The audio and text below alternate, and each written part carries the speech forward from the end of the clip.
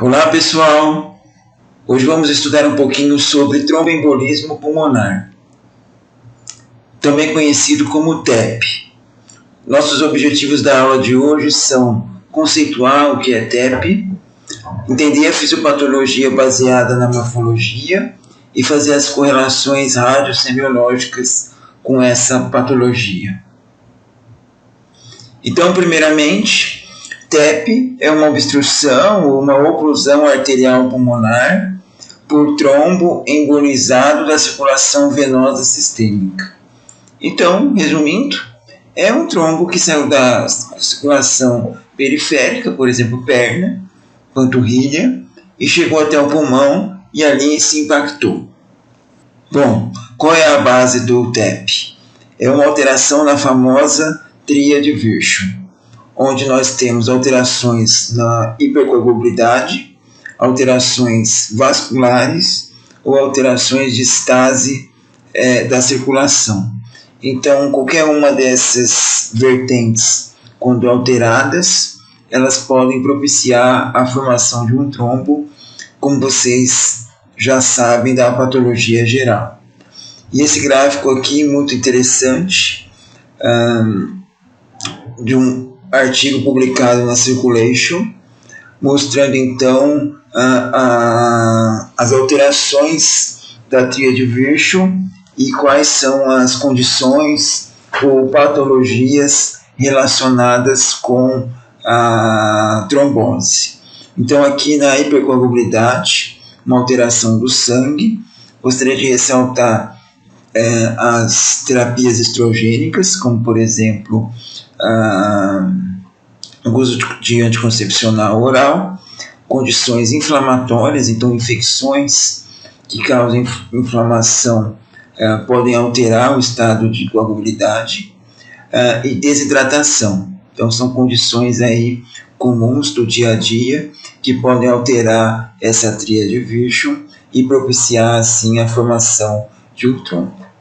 Já na parte de vascular, o dano vascular, nós temos várias causas, destacando-se aí traumas, traumas mecânicos mesmo, então batidas, quedas, cortes, podem alterar essa parede vascular e propiciar a formação de trombo, e também lesões ali de pequenos vasinhos, também vão facilitar a formação de trombos. Outra causa muito comum de propiciar a formação de trombos são as estases circulatórias. E aqui gostaria de ressaltar a imobilidade. Então, pacientes acamados que estão sofrendo por alguma doença ou vão passar por algum processo cirúrgico ou passaram por algum processo cirúrgico acabam ficando acamados e sem a devida profilaxia de TEP podem desenvolver um trombo. Então é importante saber esse conceito para poder evitar esse tipo de lesão nesses pacientes. Outras causas são condições cardíacas como baixa pressão ou frequência cardíaca diminuída ou alterações venosas como as varizes podem propiciar então a formação do trombo. Então vocês podem perceber aqui são variações aqui da tríade de Virchow que vocês já sabem da patologia geral. Então, ressaltando aqui nesses slides, a gente dividiu entre fatores de risco hereditários, que basicamente são alterações de fatores aí da coagulação, fatores normalmente genéticos, como mutações ou deficiências. Então, destacando aqui a mutação do fator 5 de Leiden, mutações do gene da protrombina, deficiência de proteína S ou C, deficiência de antitrombina, desfibrinogemia e deficiência de plasminogênio. São todas condições aí que podem favorecer a trombose. E o mais comum no dia a dia é fatores de riscos adquiridos. Então aqui a gente tem uma série de doenças. Eu gostaria de destacar aqui malignidade, então cânceres podem favorecer ou promover trombose, obesidade, tá? Traumas em geral podem favorecer, até mesmo a gestação, que não é uma doença, mas dependendo da paciente pode favorecer.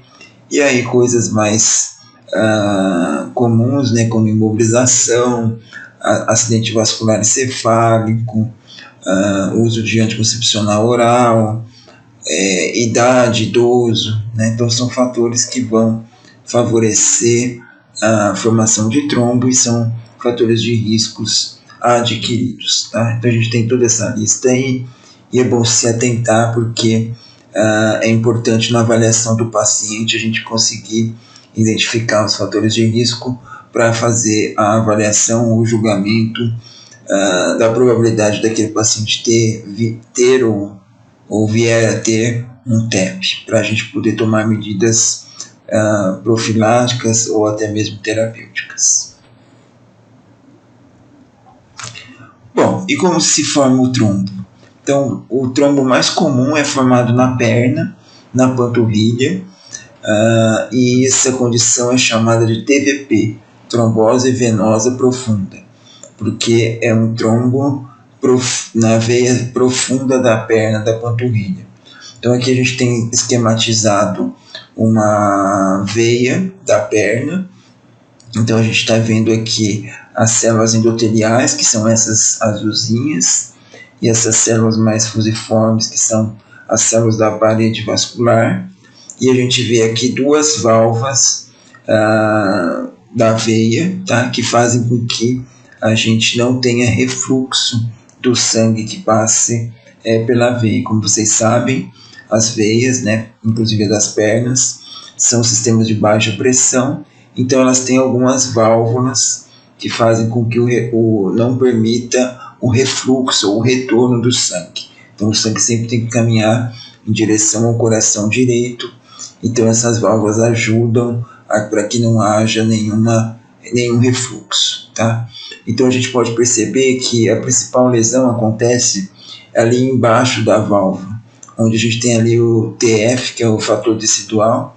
Então há uma exposição de matriz ali, porque também é a região que tem a maior estase, a menor velocidade do sangue, até por estar atrás ali da válvula, e ali começa a nascer um trombo, e esse trombo vai se estendendo, tá?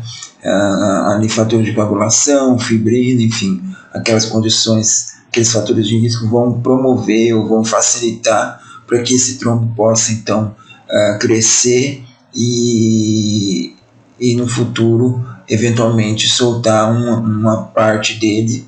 Essa parte liberada a gente chama de êmbolo, né, ou tromboêmbolo, porque é constituído de uma trombose ou de material trombosado, tá?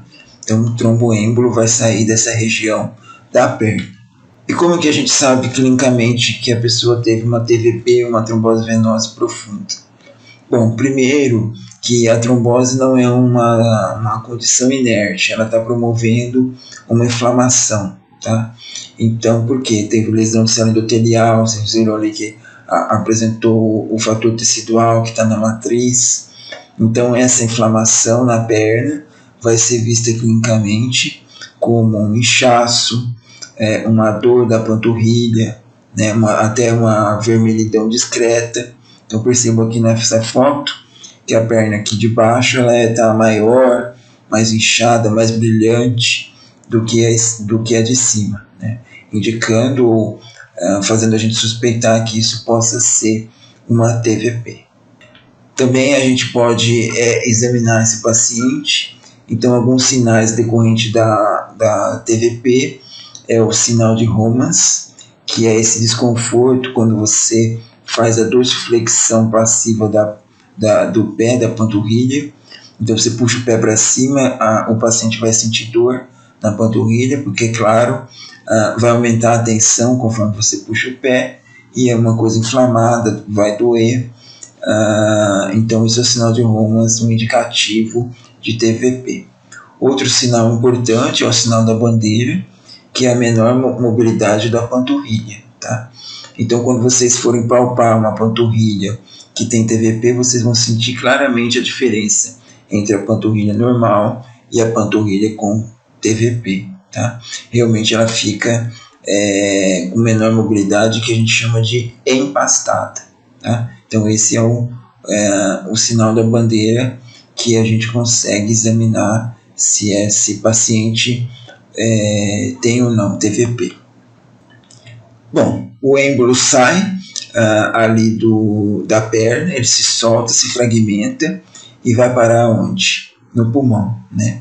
Lembrando que a veia da perna vai ali para a cava, ventrículo direito, átrio direito, ventrículo direito e artéria pulmonar, e acaba se impactando, né? Então aqui a gente vê um trombo, né, grande, que se descolou da perna, que se fragmentou e veio parar no pulmão. E ele tampou, né, dois ramos importantes aí arteriais, formando então o que a gente chama de trombo a cavaleiro, né? Então ele entrou bem na bifurcação de grandes ramos, e esse paciente infelizmente foi a óbito. Percebam que o pulmão adjacente ele tem aspecto normal, né? Então não chega nem a ter uma lesão pulmonar, porque a obstrução ali das artérias ela é importante, e isso traz um colapso circulatório, tá? Claro que vai depender de outros fatores, como capacidade pulmonar, capacidade do coração desse paciente, né? Mas nesse caso aqui a gente vê que esse trombo grande obstruiu a passagem completa do sangue pelo menos de um dos pulmões, permitindo então o óbito desse paciente. No maior aumento aqui, a gente percebe que o trombo ele é opaco, ele é denso, ele é firmemente aderido à parede do vaso, né?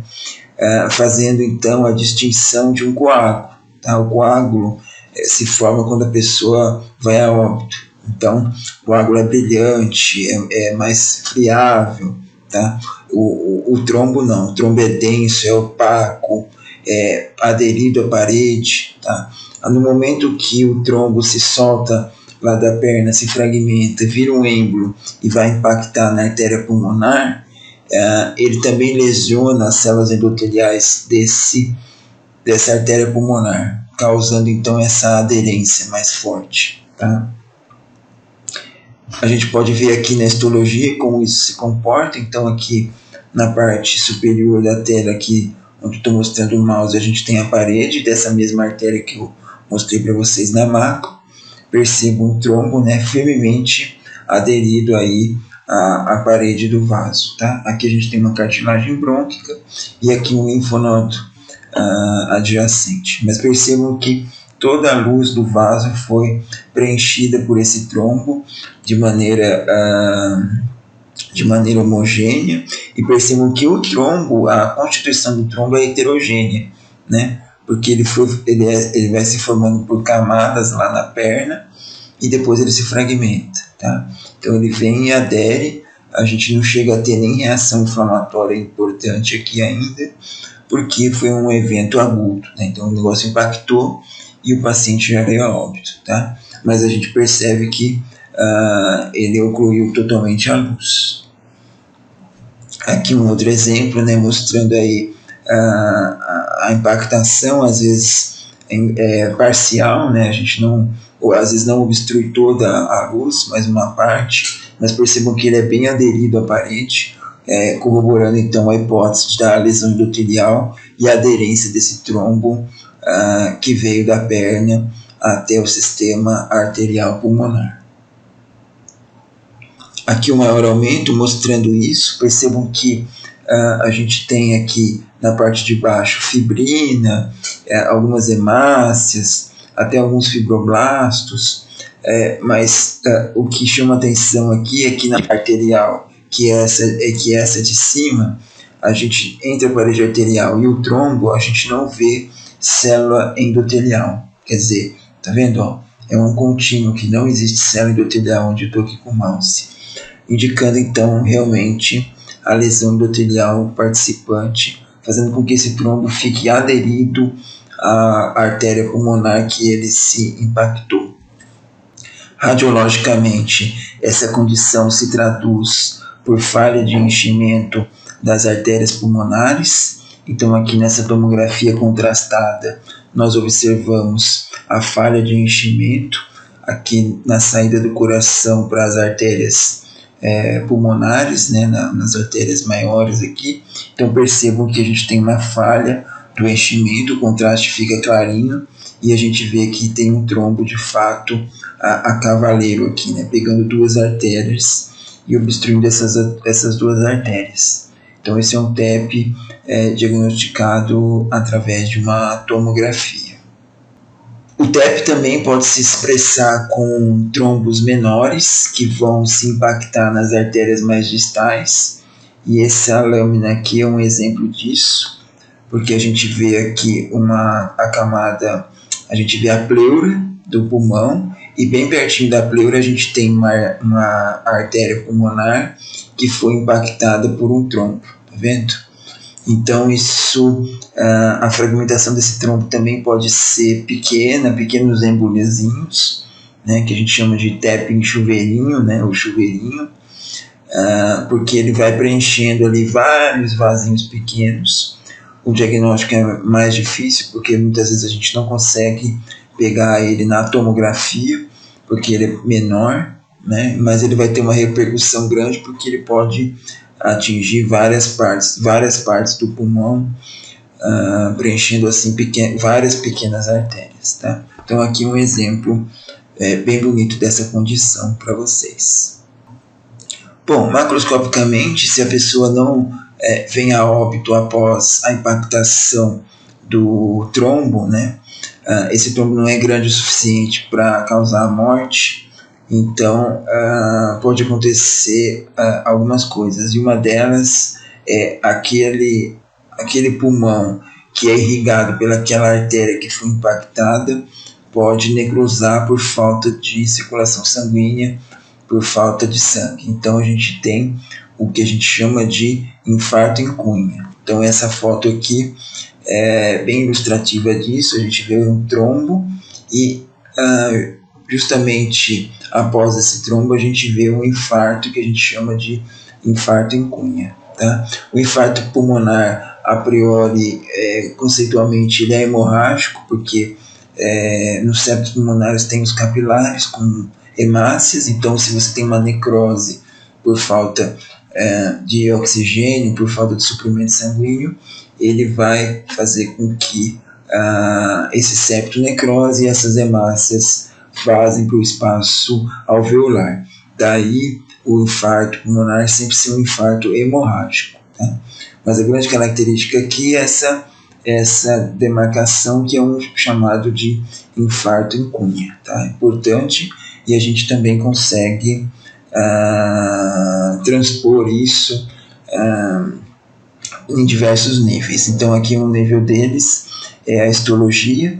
Então percebam que a gente tem uma arquitetura pulmonar preservada, mas a gente não vê mais as células vivas. Como que eu sei disso? Porque as células não têm núcleo, né? Então ficou só, vamos dizer assim, a carcaça, né?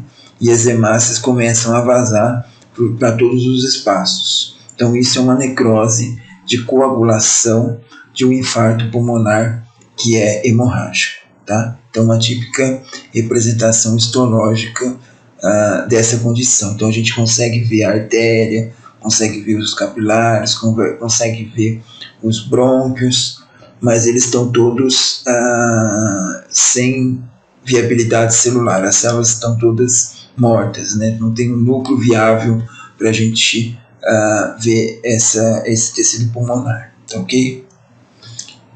Aqui mostrando mais de perto, né, a diferença da fronteira de um infarto pulmonar. Então, entre uma região que está sendo irrigada por uma outra artéria que não foi embolizada e uma região que teve uma artéria embolizada, então a gente vê a necrose de coagulação aqui embaixo, né? Perceba que eu consigo ainda ver algumas estruturas, e aqui um tecido de reparação, um tecido de granulação, tentando conter essa necrose. Tá? Então isso é bastante comum, aqueles pacientes que não vêm a óbito nem do TEP, nem do infarto pulmonar, o organismo vai tentar com o tempo organizar aquela região, então a borda dele começa a ser preenchida ali por estiócitos e por fibroblastos na intenção de isolar aquela área, na intenção de conter aquela necrose e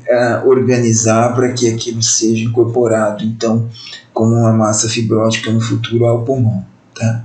Então isso acontece nos infartos pulmonares prévios e às vezes faz até uma biópsia tardiamente, a gente vai ver uma área fibrótica ali, né? E foi no passado uma região de infarto pulmonar por TEP. Tá? Então aqui um outro nível de representação, como eu falei, agora um nível radiológico, então a gente também consegue ver na tomografia o trombo, né, a falha de enchimento, então a gente vê aqui uma tomografia contrastada em que a gente esperaria que estaria tudo branquinho aqui pelo contraste, mas a gente tem uma falha de enchimento e a gente consegue ver uma alteração parenquimatosa, percebo uma alteração irregular, algo em cunha também, então o infarto em cunha se expressa tomograficamente, denotando aí um TEP com infarto. Tá? Então essa é a expressão radiológica, correlação radiológica da patologia e fisiopatologia do TEP com infarto pulmonar.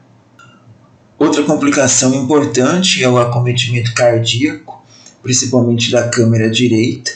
Então, se esse TEP é grande, se esse TEP ocupa uma artéria principal, uma artéria mais proximal, talvez esse coração não consiga mais bombear sangue para esse pulmão. Então a gente chama isso de dissociação eletromecânica, porque o coração vai dar um impulso elétrico para contrair, mas a hora que ele contrai o sangue não vai, porque está obstruído, né, uma boa parte desse pulmão, e esse coração entra em dissociação eletromecânica e para. Tá? Então a gente tem o que isso a gente chama de cor pulmonar agudo, né? O coração não consegue bombear sangue para o pulmão. Tá?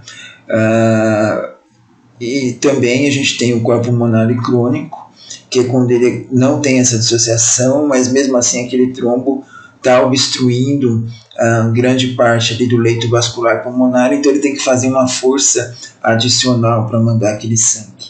Então a gente vai ter um remodelamento cardíaco direito, né, dando uma insuficiência cardíaca direita e uma hipertensão pulmonar. Tá? Então isso também pode acontecer. Aqui eu tenho a representação de um coração e percebam como a câmara cardíaca direita, né, o ventrículo direito, ele é dilatado e a parede espessa. Né? Então isso é bastante comum nos pacientes que têm algum grau de acometimento pulmonar tromboembólico. Tá bom? Então a gente vê essa alteração, que nesse caso aqui é crônica, né? Mas nos casos agudos ele não vai ter espessamento porque é agudo, mas o coração dele não vai conseguir contrair, vai dando uma dissociação eletromecânica e indo a óbito o paciente. Bom, a gente também consegue ver essas alterações cardíacas através do eletro, apesar dele ser pouco sensível, ele é muito específico. O que quer dizer isso? Que a gente vê em poucos casos, né, menos 10%, mas quando vê ele é específico de TEP. Então é a chamada S1Q3T3, que é uma onda S em D1, uma onda Q em D3 e uma inversão da onda T em D3. Isso tem toda uma base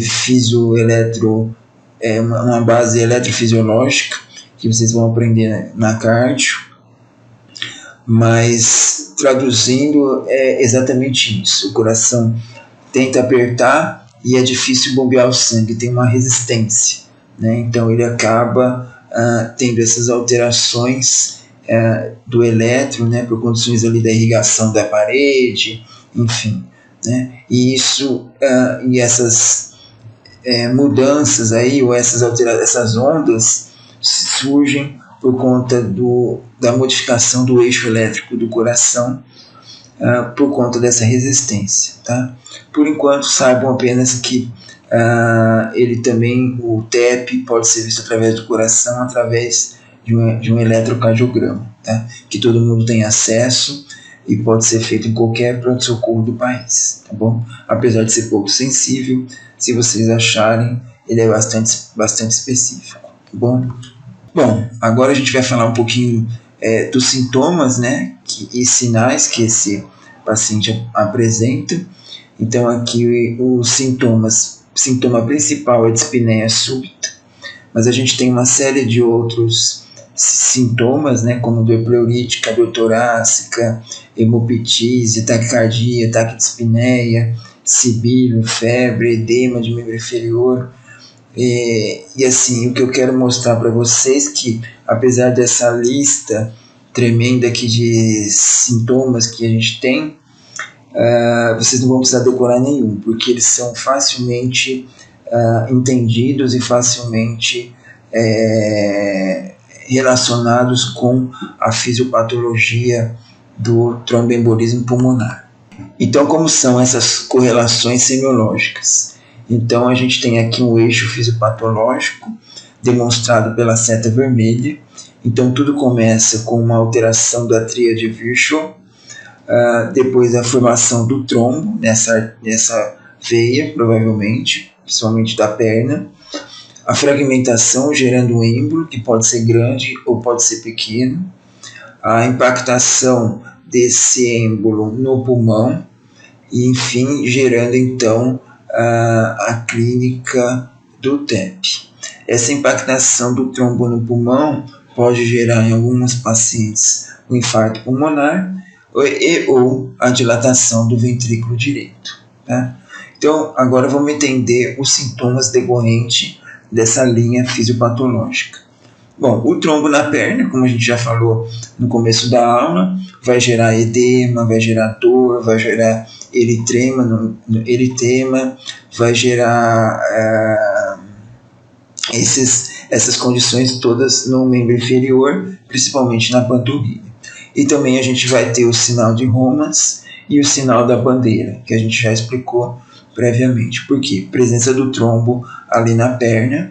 Então, se o paciente chegar com quadro pulmonar, você examinar a perna e tiver essas alterações, isso corrobora muito o paciente ter um TEP, ok? Bom, aí esse trombo vai descolar, vai formar um êmbolo e vai impactar no pulmão. Quando ele impacta no pulmão, a primeira coisa que o paciente sente é uma dispneia súbita, tá? E suas consequências. O que eu quero dizer com isso? Taquidispneia, né? A frequência respiratória dele aumenta e ele sente muita falta de ar, tá bom?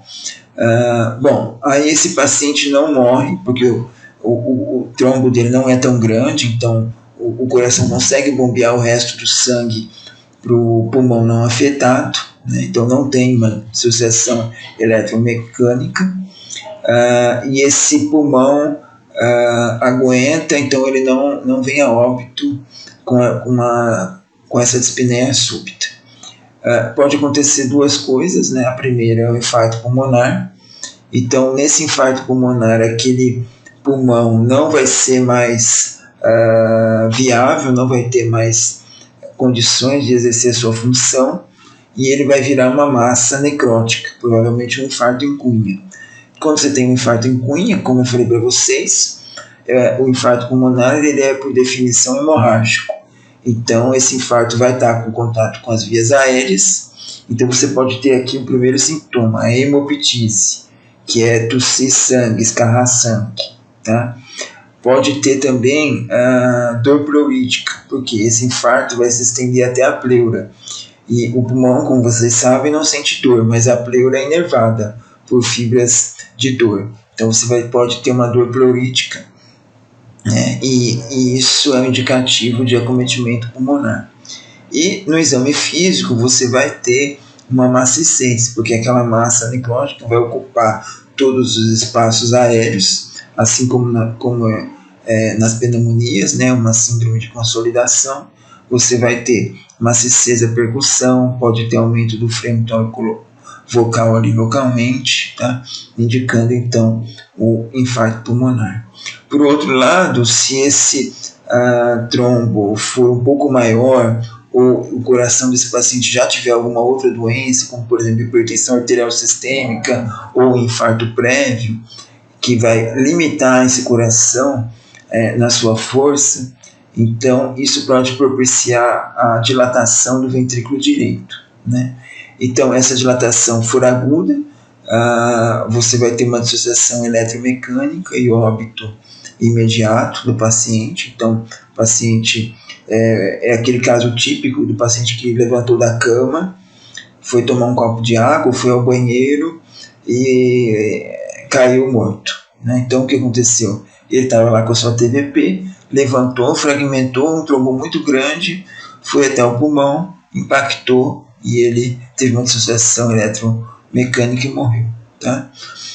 Essa dilatação do VD também pode causar um ataque cardíaco, né? Então o coração ele não para, mas ele fala, putz, não estou conseguindo mandar sangue, então a resposta dele é aumentar a frequência e a força, tá? E por conta desse aumento de frequência e força, a oxigenação pode ser prejudicada e ele tem um quadro também de dor retroesternal ou dor torácica, né? Por conta desse coração que não consegue bombear de maneira eficiente, tá? Então perceba, é toda uma fisiopatologia que vocês vão ver, que vocês veem as correlações semiológicas.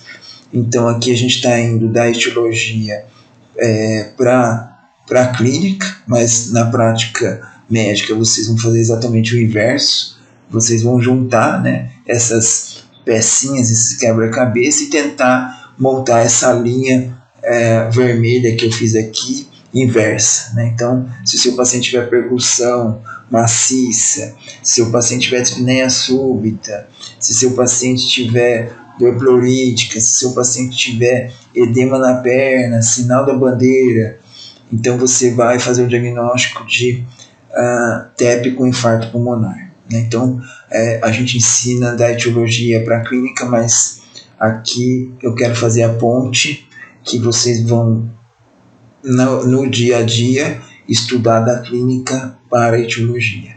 E aí, sabendo a etiologia, propor o tratamento mais eficiente ou mais acurado possível, tá? Então, esse que é o objetivo da patologia pulmonar, né? Ensinar esses mecanismos para vocês. Por fim, aqui eu quero mostrar esse gráfico, né, publicado na revista Chest em 2002, que é a evolução do tromboembolismo pulmonar. Ela é bem legal porque esse gráfico é legal porque correlaciona a mortalidade com a severidade. E a severidade, como eu expliquei para vocês, depende do tamanho do êmbolo e depende da condição cardiopulmonar do paciente. Então, vamos imaginar aqui um paciente jovem que tem uma condição cardiopulmonar boa, né? Então ele tem um coração muito bom, um pulmão muito bom, é jovem, não tem nenhum problema, nenhuma comorbidade. E aí a severidade vai depender do que então? Do tamanho do trombo. Se for um trombinho, a mortalidade vai ser lá embaixo, porque às vezes nem infarto pulmonar vai gerar. Se for um trombo maior, talvez aumente a mortalidade. E se for um trombo gigante, talvez ele morra. Mas no geral, percebam que a mortalidade em porcentagem é baixa.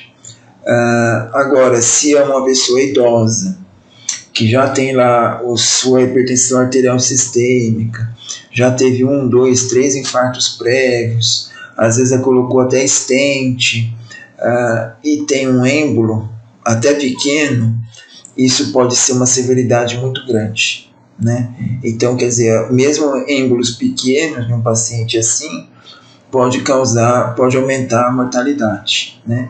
Então perceba que a gente vê, ele colocou aqui choque, parada cardíaca e morte súbita, né? Então, uma severidade muito grande. Então, imagine um paciente com um infarto prévio e um êmbolo grande, né? A severidade está lá em cima. e aí isso vai causar o quê? Aquela dissociação eletromecânica, a parada cardíaca e então a morte súbita, tá? Então essa não é uma regra, não existe uma fórmula exata, você tem que pôr na balança e examinar o risco, né, a probabilidade desse paciente ir a óbito, né, que é isso que esse gráfico tenta passar para a gente, tá bom? Por fim, eu queria fazer um comentário sobre o tratamento, apesar de não ser o foco aqui do curso, né, mas existem vários tipos de tratamento que são executados, desde trombólise, você pode dissolver aquele trombo, né, fazer uma terapia antitrombótica, e alguns casos recorrentes de pacientes que têm vários TEPs, né, você pode pôr um filtro de veia cava. Então na veia cava você põe esse guarda-chuvinha, e aí todo o trombinho que sai da perna vai grudar aí e não vai para o pulmão, tá? Então isso às vezes é necessário fazer em alguns pacientes, claro que é a minoria, mas só para mostrar para vocês a gama, né, de tratamentos possíveis aí para o TEP, dependendo aí da condição do paciente, da evolução, de quantos TEPs ele já teve. Então isso é possível também, tá bom? Então é isso, espero que vocês tenham gostado e aprendido bastante com esse vídeo. Se inscrevam no nosso canal Pneumopato no YouTube e na nossa página do Facebook para receber mais vídeos como esse, e até a próxima.